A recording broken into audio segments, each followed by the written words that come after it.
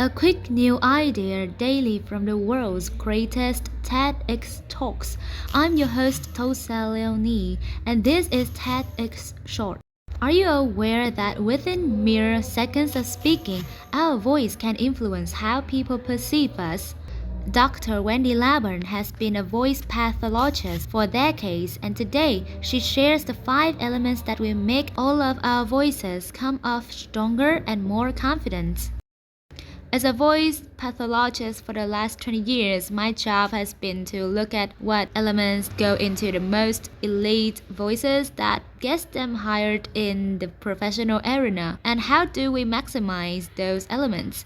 It goes far beyond the words we say, right? So there's that old adage, it's not just what you say but how you say it, and there's lots of coaches that talk about intonation and things like that, but the reality it is the combination of certain elements that go into creating your voice brand. So let's take a look at these 5 elements. The first thing is intensity of voice. There's a comfort level of intensity. If I take a simple sentence, I need you to get it done today, and the only element that I change is intensity. I need you to get this done today. All of a sudden, you all take a little step back because I'm all of a sudden perceived as being aggressive, assertive, or potentially, if I was at a sporting event, enthusiastic. If we take that same sentence and all I do is change intensity, I need you to get this done today, I'm potentially being perceived as shy or uncertain of what I'm talking about. The second element that goes into voice brand is inflection or intonation. In music, we very rarely hear a piece that is on one note all the way through from the beginning or the end. That'd be pretty boring, right? So the international patterns of speech are what make it interesting. In the two extremes, we have a highly sing-songy rate where it sounds like you're talking to a 2-year-old all the time, and you're perceived as being unintelligent in what you're saying. Or we have to complete opposite where someone totally doesn't change your tempo or their inflection at all. I need you to get this done today. They're bored, they're uninterested in what they're saying, and they're not connected to it. The third element that goes into your brand is rate.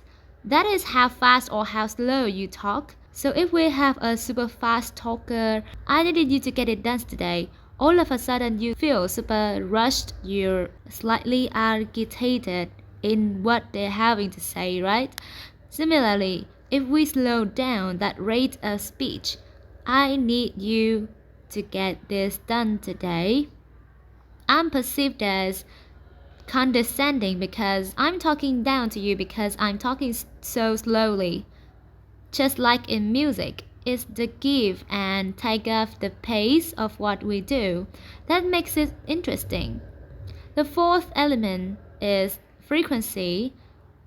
Frequency is measured in hertz, and we know that there are normative data for men, women, and children here in the United States and abroad for what the average fundamental frequency should be for us to like their voice. So frequency becomes important.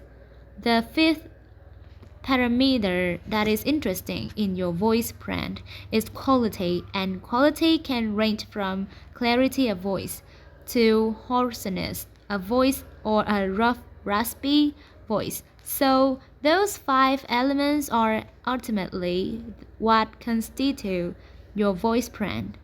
Our voices are made up of cartilages and ligaments and muscles. We can train those individual elements of voice brand using the exercise physiology principles and motor learning principles to maximize what you have, because your voice defines you and your voice can empower you.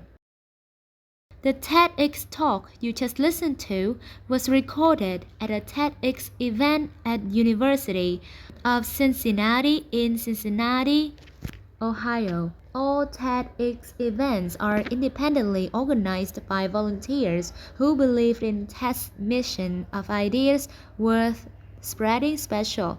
Thanks to the organizing team at TEDxU Cincinnati. Want to listen to the full talk?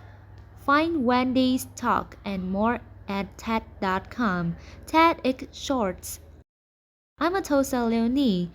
Thanks for listening and see you next time.